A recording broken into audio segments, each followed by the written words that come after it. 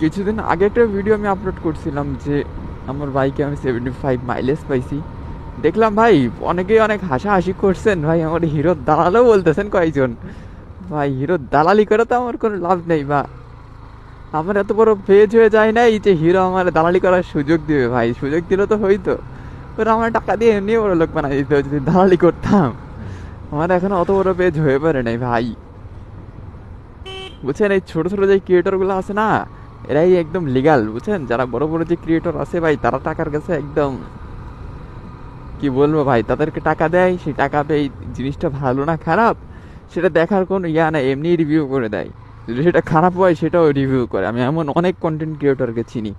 তবে আমার ভাইকে আমি যেটা অরিজিনাল পাইছি সেটা আমি আপনাদের সাথে শেয়ার করছি।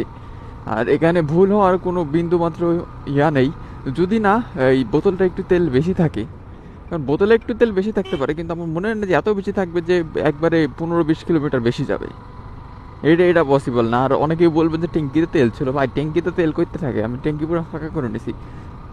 বাইক স্টার্টই হচ্ছিল না, ট্যাঙ্কি ফাঁকা করে নিছিলাম। তাহলে পার লিটারে ভাই 75, এটা আমার কল্পনা তো ছিল না কোনোদিন যে 75 নাকি আমি আমার বাইকে মাইলেজ পাবো। কোনোদিনও কল্পনা ছিল না এটা আমার। তারপরে পাইছি এখন ভাই, বিশ্বাস করবেন কি করবেন না এটা আপনার দায়িত্ব। তবে আমি ভাই কি বলবো